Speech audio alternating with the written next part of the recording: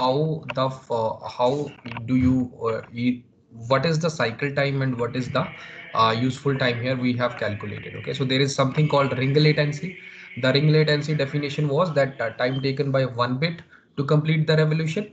So if this is a bit, if the time taken by it, so what the time is actually, so actually the time was whatever is the propagation time for the whole propagation time for the whole bit to come to this point again, and whatever be the transmission time that is taken by every station. Okay, so that is why propagation time that is taken of to take one revolution, and the transmission time that is given here as bit time here. Okay, so this is the standard formula, bit time, and these are the number of stations. Okay, so if there are four stations, this particularly this bit will be holded by four stations. So how much time it is holded for, it is the given as your bit time. Okay, this time is taken by the station to hold the bit.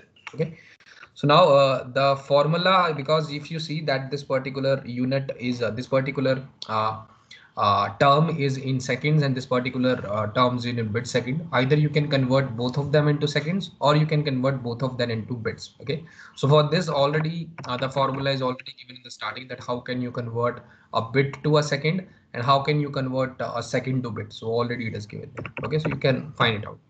Also I provided the example in the previous one, and I've solved this particular thing that these are two formulas, both are actually valid here. So you can use both formula. First formula is in the terms of seconds, second formula is in the terms of bits here. Okay, so now another one is the cycle time. Okay, so cycle time means that in the previous one time taken by bit here. Now in cycle time, the time taken by the token here. Okay, so type, it can be also referred to as a total time also. Okay, so now token depends upon two things that I'll show you. There are two types that a token is holded. So for every particular type, the efficiency will be different. Okay, so we have tried to find out the generalized efficiency here. Now we have listed something here called a token holding time. Okay, so THT is token holding time. Suppose this is the scenario here. Okay, so for this particular case, suppose that this particular station is holding the token. Okay, so now when what happens is that there will be what exactly I have to find the cycle time here. So cycle time will be that I have holded the token and I have transmitted some particularly packet onto the link, and I wait for this particular packet to go towards all the station, because this is a broadcast link.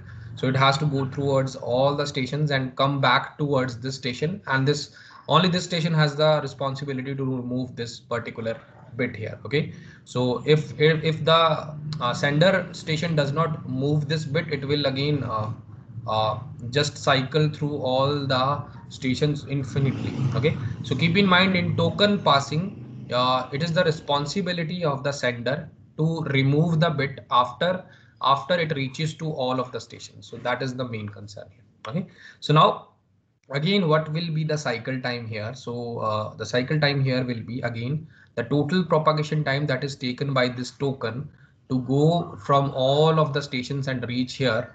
That will be your TP, that I already know. Another will be, you already know this particular token, if it is holded by every station, so it will be n into whatever is the token holding time that is holded by every station. Okay, so this is the cycle time that is given by it. Okay, so again, you know, the efficiency is total time, or sorry, useful time over cycle time or your total time. Okay, so cycle time we have find it out. Useful time, you already know, useful time will only be the transmission time, because the station is only involved in the station is only involved in sending in something doing useful when it is transmitting the packet onto, or you putting the packet onto the link. Another thing, that we have two assumptions here, that we are thinking that every station has something to transmit.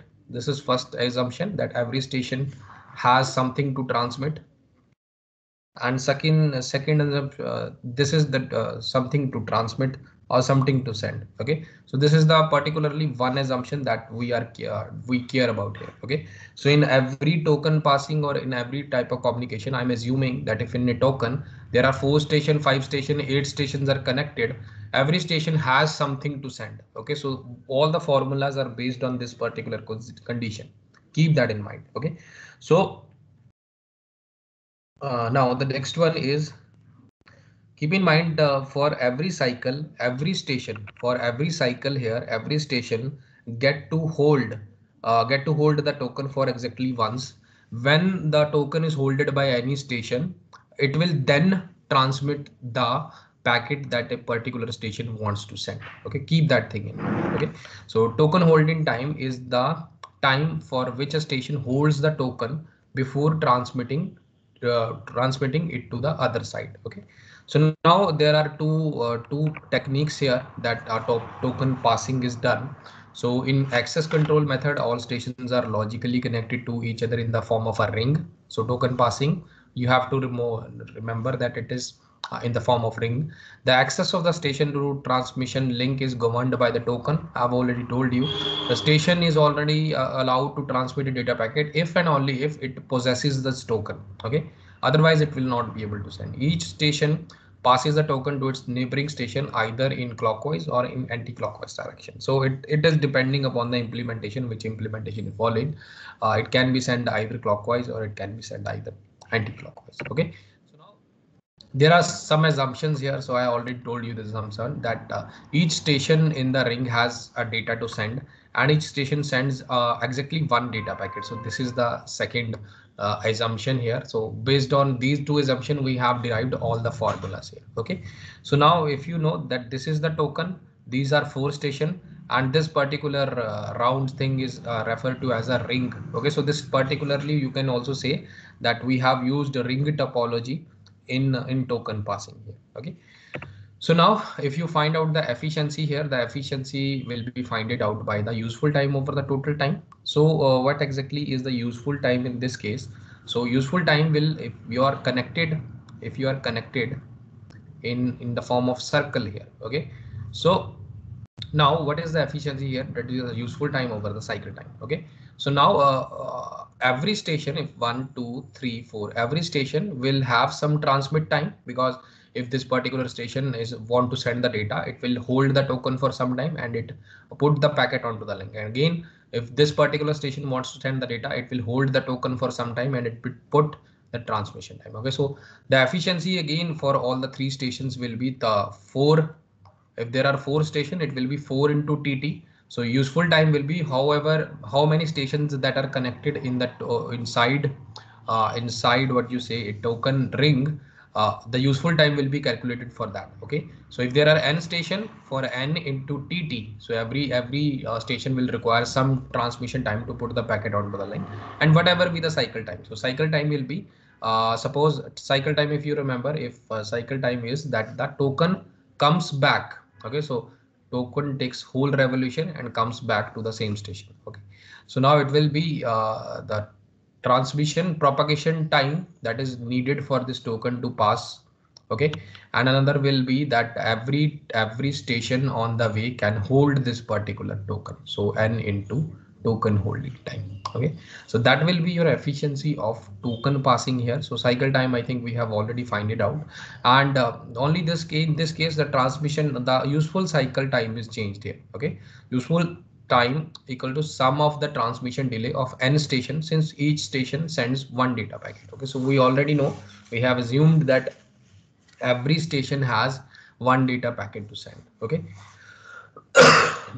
so this is how your efficiency of token time will be. But now you have to find what is this particularly token holding time here. Okay, so there are two techniques that are used to find this token holding time, because token passing strategies are different. Okay, so there are two different token passing strategies. Okay, so two different token passing strategies are delayed token reinsertion and early token reinsertion. So in delayed token reinsertion, THT will be different. In early token reinsertion, THT will again be different. Okay, so now I'll show you how in delayed token reinsertion, what happens is that in this strategy, if I take a diagram, I think diagram will be in the next one. I'll show you the diagram.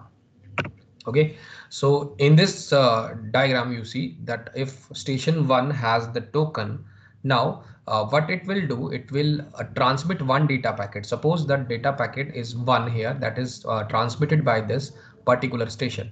Now this data packet will go around all the stations, that is station 2, 3, 4, and again reach towards the station 1. Okay, only then this station will give up its token. Okay, then it transfer its token to station 2, and then station 2 perform the same procedure. It will again transmit one data packet, and this data packet travel to uh, uh, station 3, 4, and 1, and it will again return to this particular station, and it can remove this data packet, and it will pass the token towards the next station. So this particular procedure repeats itself again and again. Okay, so if you want to read it, it's the same thing. The station keeps holding that token until the last bit of the data packet transmitted by it takes the complete revolution of the ring. Okay, so that is the important thing here. So now why it is called delayed? Because you are delaying the what do you say, you do not give up the token right away after sending it, but you are delaying this token after you receive the same data packet that you have transmitted. Okay, so that is why it is called delayed token reinsertion. Okay, so after the station acquires a token, it transmits its data packet, it holds the token until the data packet reaches back to it. Okay, so after the data packet reaches to it, it discards the data packet as its journey is completed, because we are in a broadcast link channel. Okay, so I have already told you there are two channels, that is you can transmit it point to point, or there is a broadcast link channel. So in point to point there are only two devices, there is no problem in that, but we are interested in broadcast link channel. So everything we are doing here is in broadcast link channel. So that is why if the token is seen by every other station that is connected at a particular time, so when it reaches back to it, it means every other station has seen this particular token, has seen this particular data packet, and only then this station, the station that has initially sent the packet, it is ready to give up the token to the neighboring station. Okay, so that is how your delayed token reinsertion works. Okay, so now the efficiency is in this particular case will be again same, because n into transmission time taken by everyone, and TP plus n into THT. Okay, so now in this particular case, I have to find what exactly is the THT here. Okay, so THT means token holding time in case of delayed token reinsertion. It will be, if you think the token, what exactly what will happen, that the bit that is data packet that is transferred by the that is transferred by the particular station, that much amount of time I have to take. Bit means this data packet. So this is again I have to consider the ring latency here. If you remember, ring latency is the same thing, that one bit is transmitted and it comes and takes a complete revolution. Okay, so because I'm sending the data packet until it takes the complete revolution, so that much amount of time is needed. Another time will be your propagation time, oh sorry, your transmission time. Okay, so transmission time, that is required. So because I'm sending the packet from this particular station, so whatever is the transmission time for this particular packet, it will be TT. Okay, so now if you put this particular time here in THT, it will be n into TT and then TP plus now n. So sorry for I'll just completely first I solve it. What is ring latency here? If you remember, ring latency was the propagation time for the whole bit, and then there is a bit time, that it means every station is holding this bit for a certain amount of time. Okay, so I'm assuming that this particular time, this bit time is 0. Okay, so because it is actually very negligible that a bit is holded, because it is one bit here. Okay, so that is why I'm considering this particular in this particular case, I'm considering this time as negligible, that is 0 here. Okay, so now I'll try it, TT plus now TP. Now your THT becomes, token holding time becomes TT plus TP. Okay, so when you put it, it will become n into TT plus TP. Okay, So you can easily solve it. You can divide and multiply this by divide and multiply this by nh2 n into tt here. So I want to simplify this term in terms of 1a if you remember. So it will be 1 over this is okay, so this is TP, so I have to divide it by n tt and into tt, and then there is again a n here, so n over so x is also nht, so also I write nht, so it is also, this is also the term nht, so I'm dividing it, and the last term will be tp over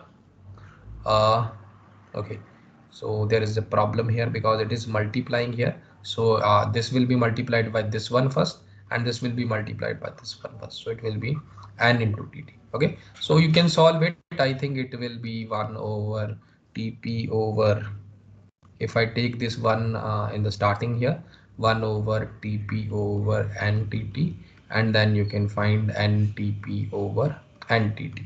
Okay, something like that. Okay, so again you can simplify it if you want, so because the LCM is same, you can say this is 1 over 1 plus ntt, and it will become tp, and you can say it will become 1 plus n. Okay, so yeah, I think now you can say that this you can take this term as a, so it will become, so the answer should become like 1 over 1 plus n, 1 plus n, and then you can say that is a and over n. So I think this will be the efficiency in case of delayed token reinsertion. Okay, so you can check it.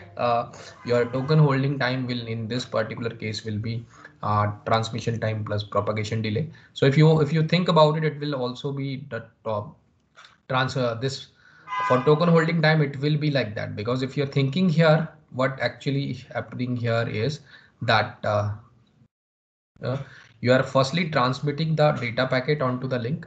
After that, this data packet is taking TP amount of time to get back to this particular station. So that is why I'm saying that the total token holding time for this one station, that is one station, will be TT plus TP actually.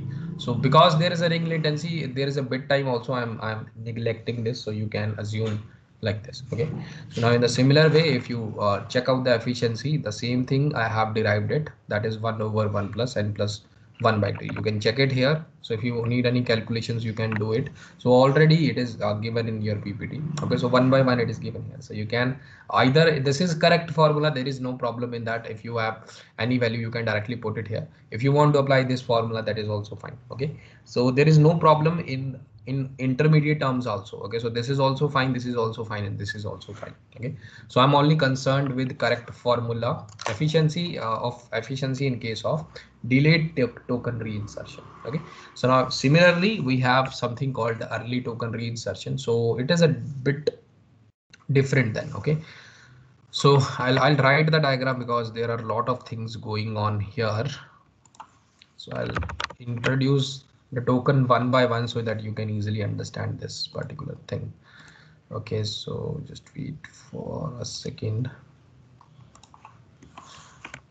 Okay, so another PPT of this particular lecture 2, that is I think we have done back-off algorithm. So it is also back-off algorithm is also given in your PPT. You can refer to that as well. As well as I upload this particular notes also, so don't worry about it. Okay, so now in this particular case, I'm again assuming four stations that are connected in the ring way, in the ring circuit like way. Okay, so now what happens is that in the first go, if the token is present in the first station, what I'll do, I'll transfer the first packet, so I'm naming it as first packet, and with it at the end of it I am also putting a token here. Okay, so now this token will reach towards the second station and it will seize the first packet, it will seize the first packet, and it will put its own packet, it will put its own packet, suppose the packet is 2, and it will put the token at the end of it. In the similar way, when it reaches towards the third packet, so it will see it will seize 1 2 packet, and it will introduce its new packet, that is 3, and it will put the token at the end of it. In a similar way, The fourth will see its three packets, that is 1, 2, 3, and it will put its own new packet, and it will sorry, fourth packet, and it will send the token with the packets here. Okay, so now it is the responsibility of this station. When it sees the one here, it will see one here, and it will remove this one, and it will again it will put 2, 3, 4, because now the token again arrives to this particular station. It can now put again a new packet. Suppose the new packet is referred to as 1, 1. Okay, so in the similar way, the whole procedure follows one by one. Okay, so when the second packet reaches towards the second station, it will remove this second packet, and it will introduce the new packet, that will be 2, 1 from this station, because it has achieved the token here. So if you're seeing here, in early token reinsertion, at one instance, if you see at one circle, or at one circle, or at one instance, suppose if you are standing at a station 4, there are actually three packets that are onto the link. There are actually three packets. If I'm taking one instance at a particular time, I'm taking a snapshot, there will be more packets. Okay, so if you take one revolution here, you will see that there are around 3 or 4 packets that are onto the link for one revolution. But in delayed token reinsertion, the packets was all the time the packet is only one here. Okay, so if you're seeing here, the early token reinsertion is more efficient. This efficiency will be more as compared to the delayed token reinsertion, because at one time, at the same amount of time, early token reinsertion is able to transmit more packets in the same amount of time as compared to your delayed token reinsertion. Okay, so this is the process that is also depicted in this particular PPT, or in this particular figure. If you're seeing here, token, then packet 1, then token, then packet 2, then token, then packet 3, and okay. Okay, so the next revolution will be this station can introduce, because it will receive a token at the end, it can introduce a new packet, like packet 5 from this station, and it can remove this first packet. So if there are 4 station, at any instant you will find there are 4, maximum there will be 4 packets that are in the ring topology. Okay, so in this strategy, stations releases the token immediately after putting its data packet to be transmitted on the ring here. So efficiency, now if just dot look the efficiency here, just think about it. Efficiency is similar. I have to find the token holding time. Okay, so suppose I want to find the token holding time for this particular station. Now what will be the token holding time for this particular station? Will be the amount of time that it is taking for putting the packet onto the link. So it will be only TT. Okay, so for this station, this particular station 1, the token holding time will be only TT here, because when it transmits the packet onto the link, similarly it just releases the token, that because it knows that the packet will transfer towards the station 2, and that directly it can go towards it. Okay, so now you can say that again the formula is similar here for general token passing, that is n into whatever the number of stations into every time that is taken by the number of stations, and there will be total, I think it was TT here, just wait a second, it was TP here. Okay, so the useful time will be TP into n into what was it, what was the formula for general, that was it. Okay, so n into THT. Okay, so in this particular formula I will put the value of THT, that is TT. So you will find n into TT over TP plus n into TT.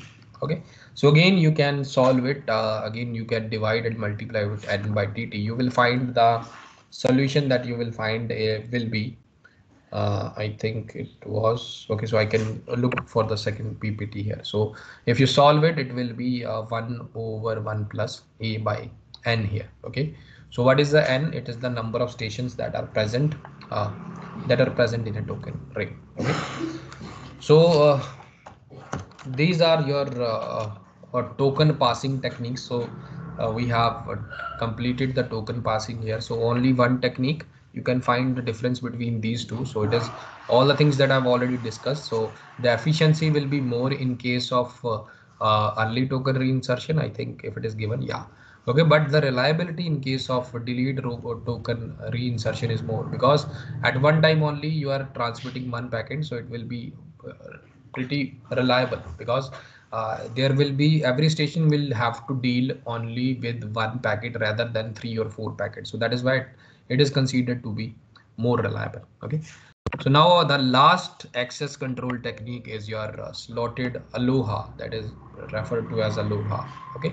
So in this particular technique, there is one feature here. So again, it's a very early technique. Now we do not use it. Now it is not used in any structure, of computer networking. Okay, so it is very early technique, and its efficiency is very less. So if there are two techniques, the first round it has 18.4 accuracy, and another technique has around 36.6 or 36, around 36% accuracy. So that is why this is not used for any practical purposes. No question will be asked to you in any interview related, or because we are not using it practically, it is not used. So in any Cisco interview, this particular thing is not asked. In any gate interview, in any gate exam, the question of aloha is very rare. Okay, so still, because it is a access control technique, so I have to discuss about it. So I'll tell you about it. So aloha, it's very simple technique. There are two versions of it, but before going further into that, I'll discuss some features. Okay, so there are some features here that are earlier not there. So it was the first technique, access control technique, I'll say. I'm only generally talking about aloha, that has acknowledgement. Okay, so it has acknowledgement feature, so it means that there is no need for any collision detection, or there is no need for any carrier sensing. Okay, so carrier sensing is not required here, because if there is a collision, you will not reach, you will not get acknowledgement, and everything will be sorted. So if you do not reach acknowledgement at a particular amount of time, you will retransmit the packet. So there is no carrier sensing. Collision will be there, you already know. So because collision, because it is technique in a data link layer there, because it is a technique in broadcast channels or broadcast link. Okay, so acknowledgement is present in here, and you can retransmit the packet after a random amount of time. Okay, so retransmission is based on random amount of time, retransmission after random, if there is a collision. Okay, so if your data is lost, you can retransmit after a random amount of time. Okay, so this amount of time is referred to as back off time. Okay, back off time. Okay, so now there are two techniques of aloha. That first one is your pure aloha, second one is your slotted aloha. Okay, so it's very simple. The new term in this particular access control method will be something called a vulnerable time. Okay, so I think if it is given here. Okay, so see, it allows the station to transmit at any time whenever they want. So first of all, because there is no carrier sensing, so every station can send at any amount of time.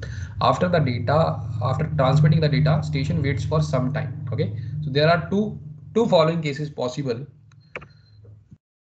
The first case is transmitting, the station receives an acknowledgement from the receiving station, so that is a successful transmission. In this case, transmission station assumes that the transmission is successful. And another case will be your collision. Okay, transmission station does not receive any acknowledgement within the specified amount of time. In this case, the transmission assumes that the station is that the transmission is unsuccessful. Okay, so now based on this, you can again retransmit the packet by using a back off timer. So this is your back off strategy, and wait for some time, random amount of time. Okay, so after back off time, it retransmit the packet again and keeps on trying until the back off limit is reached. After it aborts. Okay, so there is some back off limit there, so you can read it in your book if you want, but I don't think there is need. So we have studied back off algorithm, so it is based on the same lines. Okay, so it is, there is a diagram that help you understand. This is a very popular diagram in Frozen, you can find it. So it is the starting, you can set the back off timer to 0, then you can send the data. If you will wait for the acknowledgement, if the acknowledgement received, then you're successful. If it is not received, you increment the back off timer. Okay, so again increment the back off timer, and again if the limit for the back off timer is reached, Again, you will abort it. If it is not reached, you wait for some time and again then transmit the data packet. Okay, this simple flow chart for pure Aloha. You can find this flow chart in any in your frozen book. It's there. Okay, so now what is the efficiency? Now the one question is, what is the efficiency here? Okay, so there is something called a vulnerable time. I think it is not in the PPT here, so I'll write it in here. Okay, okay, so there is something called a vulnerable time. Okay, so I'll write the definition so that you don't forget. The time where there are chances of collision. Okay, so the time where there are chances of collision, and that particular time is referred to as a vulnerable time. Okay, so now in this pure Aloha, what happens is that you can transmit at any time. Okay, so suppose in a timeline, this is your timeline. Okay, so in this particular timeline, suppose a station tries to transmit some packet. Okay, so this I'm assuming that the propagation delay here is 0 because I'm just transmitting here. So just assume that the propagation delay is 0 because already we know that because it is in a LAN, so the distance will be very smaller, and the speed of the signal will be the speed of the light. So that is why I'm assuming that the propagation delay in this particular scenario is 0 here. Now suppose the only time that will be taken by the station will be the transmission time. Okay, so when I'm transmitting the packet on, or when I'm putting the packet onto the link, if during that time any other station starts transmitting its own packet, there will be a collision here. Okay, so this is your collision line here. And another one, that it is possible that when I'm transmitting the packet, other station tries to transmit, and it can also be possible that other station was transmitting, and when I started transmit, there will be a collision here. Okay, so what will be the maximum amount of time that I need that no other station should transmit? So the maximum amount of time, again I'm considering the worst case here, that will be 2 into TT.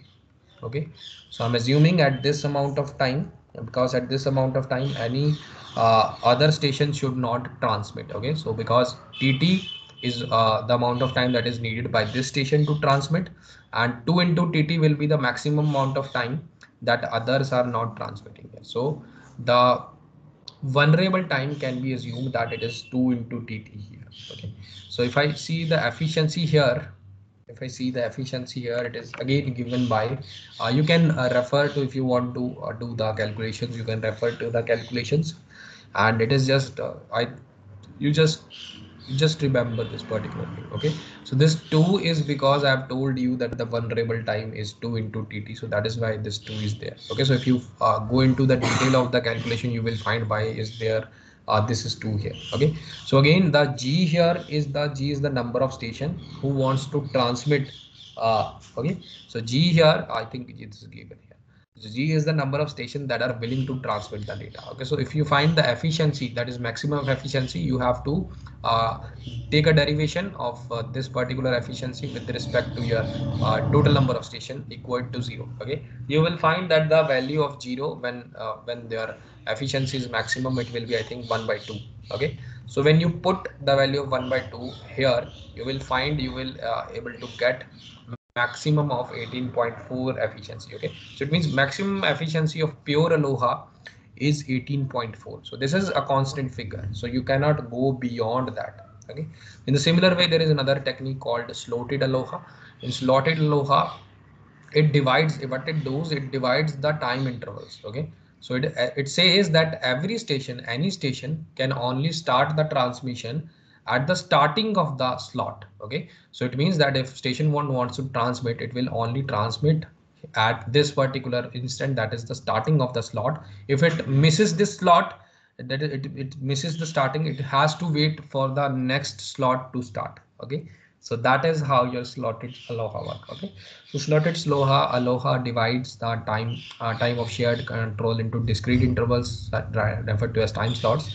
Any station that wants to transmit its data in any time slot. Okay, so the only condition of the station is that it must transmit that must starts the transmission from the beginning of the time slot. Okay, so if the beginning of the time slot is missed, then the station have to wait until the beginning of the next time slot. Okay, so a collision may occur if two stations strike. Okay, so collision will only occur at this particular time slot. Okay, so because the collision cannot occur inter time slots, because every station will start transmitting uh, across. Every station starts to transmit uh, only every station tries to transmit only at the beginning of it. Okay, so if this is the time slot, the collision can occur only in this time slot when two stations try to transmit some data. Okay, so now if you're seeing here, the collision here is lessened and the vulnerable time is only this time, that is TT here. If I say that what is the vulnerable time where the collision is possible here, it will be only TT. In the previous one, the vulnerable time was 2 into TT, because when I'm transmitting maximum, if your transmission in this particular channel, suppose this is the TT that I want to transmit, and in this transmission another one can also come and another one can also come. So there are two, that is why a maximum 2 into TT was your vulnerable time. Okay, so it means that double this time you will get uh, uh, vulnerable time here. Okay, so now it is reduced, so it means that the efficiency will further be improved. Okay, so you find what is the efficiency of this, the formula here. Now the 2 here is gone. Okay, so why the 2 here is gone? Because it was earlier it was 2 into TT, now it was only TT here. Okay, so due to this TT, the 2 here is gone, and you can find, if you want to find the maximum efficiency, you can again differentiate with respect to G here and equate it to 0. You will find the value of 0. The value of 0 will be 1 here. Okay, so when you put the value of 1 here, it will be 1 into e power minus 1 here, and you will find that the efficiency is around 36.8. That is, I think it's the double of 18.4. Okay, so just remember this exact number. Again, if you want to derive it, you can. There are some derivation and integration involved in this. You can easily find it out. You can look for the calculation if you want. Okay, so now with this, your access control methods are finished. Okay, so if I revise it, because we have done so many formulas in access control methods, what are the exact formulas? So I'm start with the uh, earlier one, that is TDM, that time division multiplexing. In this particular time division multiplexing, in this particular scenario, the efficiency was, I'm only discussing the efficiency, was 1 over 1 plus a. In polling, if you remember, in polling the efficiency was TT over TT plus whatever the time required for poll and whatever the transmission time. Okay, another was CSMA CD. So CSMA CD, the efficiency, I think I've already told you, that was 1 over 1 plus 6.44a. Okay, so I already told you the Poisson distribution and binomial distribution, if you can refer to it, or you can simply remember this particular formula. Okay, in token passing, there are two kinds of efficiency for if I'm using delayed token reinsertion or I'm using ETR. Okay, so in the question, if they are giving you nothing, either it is delayed or uh, early token retransmission, you assume by default it was early token reinsertion, because it ETR generates more efficiency. So if nothing is given in the question which token passing technique is used, you by default you assume that it's ETR. Keep that in mind. Okay, so in DTR, I think if you remember, it was 1 over 1 plus e over n plus 1 or n minus 1. I think, just wait a second, n plus 1, I think it's n plus 1. Okay, so another for ETR here, the formula was 1 over 1 plus e over n. Okay, so ETR, the efficiency is more. That is why if you're seeing here, the term here, the denominator here is more, the denominator here is less. Okay, that is why I'm saying here in ETR, it is divided by less denominator, so efficiency will be more as compared to this particular scenario. Okay, so in Aloha, Aloha also. So Aloha, there are two techniques. One is pure aloha, another is slotted aloha. So in pure aloha, the formula was g into e raised to power 2g. So you already found it out, it is equated to 18.4% efficiency, and in this slotted aloha it was g into e raised to power g, and you already said that it is 36.4 36.8%. Okay, so this till here, I think we have done our access control completely. So if you have any doubt, just start revising the topics now. So I think you not, because I have included this particular question here, because I think you will forget about right now. You will all forget about the flow control methods. Okay, so I'll show you that how to solve this particular question. I think it's from GATE 2006 or 2007. You can refer to GATE. If you are solving the questions of GATE, you can refer to GATE overflow or Geeks for Geeks. It's fine. And if you are going for Cisco examination, you can refer their website, that is NetAcad. Okay, so I'm taking this question from GATE because GATE questions are very, what you say, very perspective. You will get a very deep knowledge when solving a question. Okay, so we have done everything about flow control. I have taught you the flow control concept very deeply. Okay, so I've taken every scenario that is possible there. You can also refer to book if you want to do more, but if you just watch the lectures, I think that will be enough. So every scenario is covered in the lectures. Okay, so now if you can solve this question yourself, I think there will be no problem. If you are watching this video again in YouTube, you just pause this video and start try to solve this question. Okay, now if you see, the question is station A uses 32 bytes packet to transmit the message to station B using a something called a sliding window protocol. Okay, so the round trip delay between A and B is 80 milliseconds, and the bottleneck bandwidth on the path is given is a 128 kbps. Okay, what is the optimal window size A should use? So they are asking about the window size. What should the window size of the sender be? Okay, so now don't think about anything. First write the terms whatever is given here. So 32 bytes is the length of the packet. Okay, so L is 32 bytes. Again, I'm denoting B by big B as bytes here. And what is the round trip delay? Okay, so round trip delay, if you remember, it was 2 into TP. Okay, so propagation time is already given to you, that is 80 milliseconds. So it will, the round trip time is taken from the packet to travel from A to B, and whatever you get acknowledgement from B to A. Okay, so now another thing is that you have given a bandwidth is 128 kilobytes per second. Okay, so now what can I have to find the window size, optimal window size. Okay, so they have not given any particular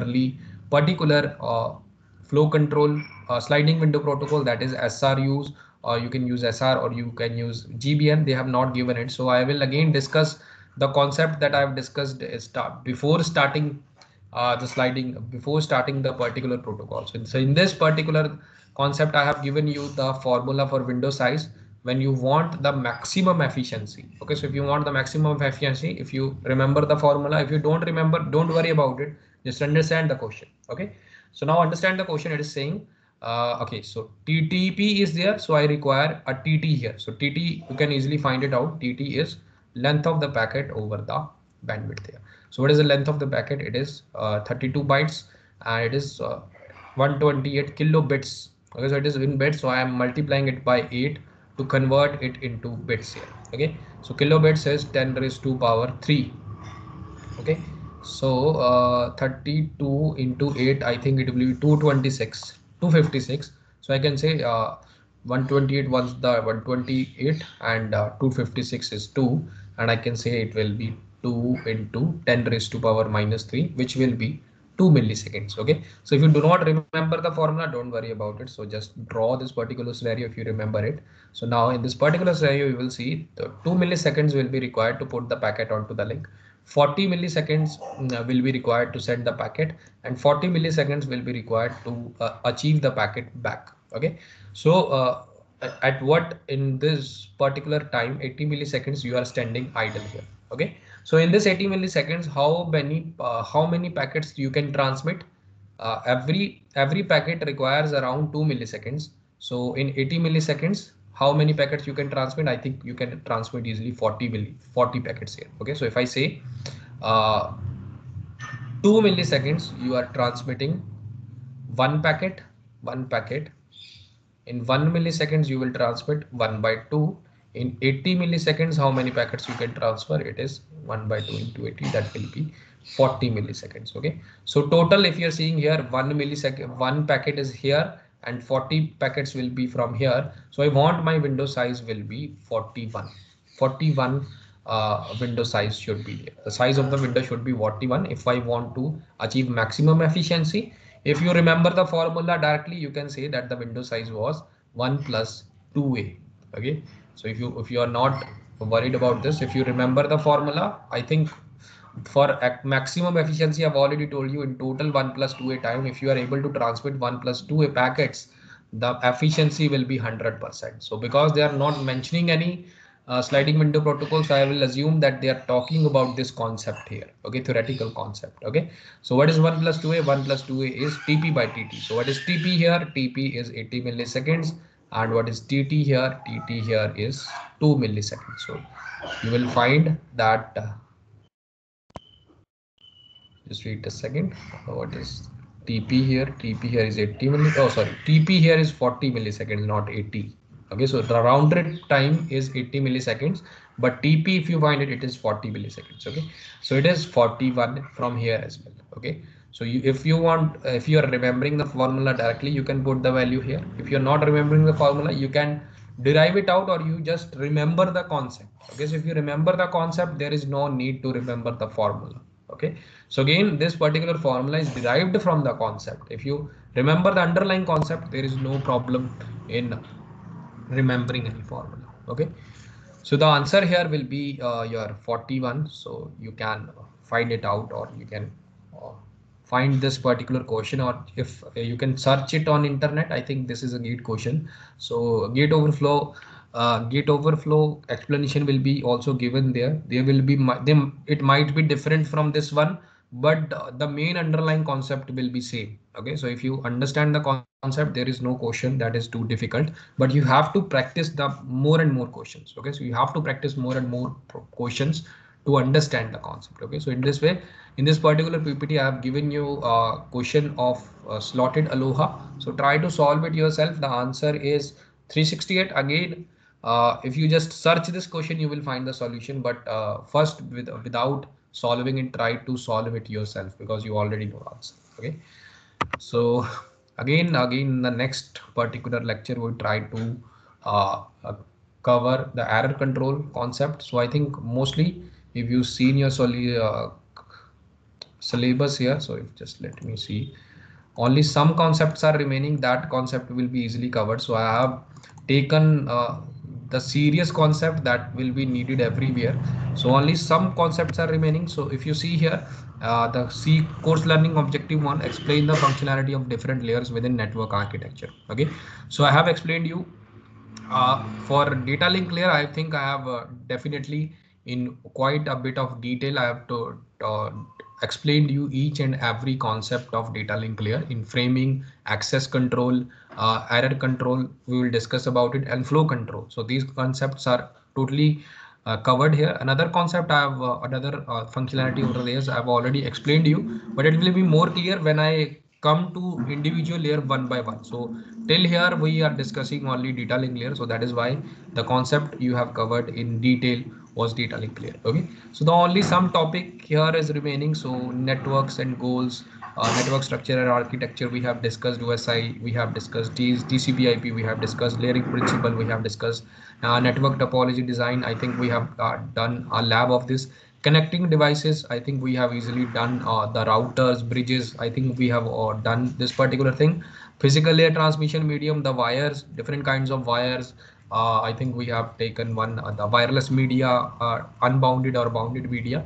Okay, so this thing is remaining. Line coding scheme, it's a 1 day or 2 day concept. I can easily explain you. This thing is also remaining. Okay, so switching methods, I think I've discussed about it. Message switching, circuit switching and other things. Okay, so in LAN topologies, again topologies have already done, token passing is already done, FDDI I will tell you, star topology I've already done. So this particular things are remaining, but because these are just standards, so it will not take that much of a time. I'll easily explain you these standards about Bluetooth reliable data delivery. Okay, so the main concept here in this one is error detection and correction, error control, that is retransmission techniques that we have done in flow control.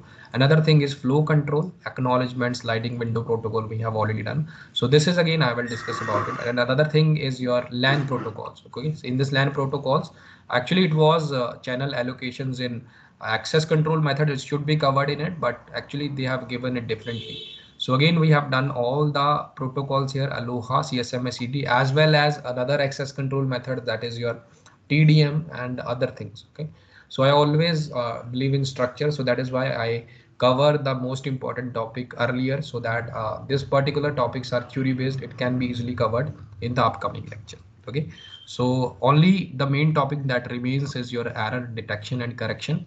So I will tell you about it. It will take 2 lectures, not more than 2 lectures. After that, I will just scroll through everything. I also have to give you some uh, self-study topic. So I'll give you in the next lecture what will be your self-study topic in the remaining syllabus here. Okay. So thank you for listening. You can move on to the next one. If you have any doubt, you know what to do.